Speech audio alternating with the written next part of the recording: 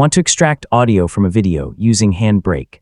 HandBrake can process video files and let you choose audio settings, but it does not directly export an audio-only file. In this tutorial, I'll show you the practical way to extract audio with HandBrake in 2026. So let's get started. First, launch HandBrake and click Open Source. Select the video that contains the audio you want to extract. Once the video loads, HandBrake will scan the available video and audio tracks. Next, open the Audio tab. Here, you'll see the audio tracks available in your source video. If the video contains multiple languages or audio tracks, choose the one you want to keep.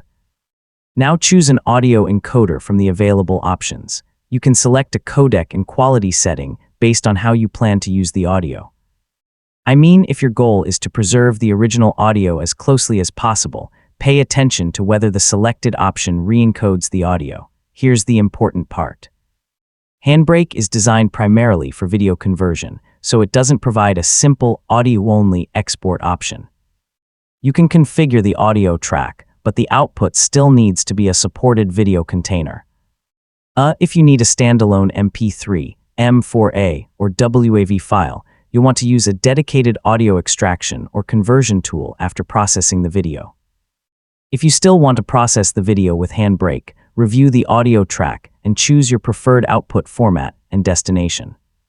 Take a moment to confirm the audio track you selected before starting the encode. Finally, click Start Encode and wait for HandBrake to finish. Afterward, use an audio extraction tool if you need the audio saved as a separate file. So HandBrake can help you process the audio track, but a dedicated audio tool is the better choice when you need an audio-only file. And that's the practical way to extract audio with HandBrake.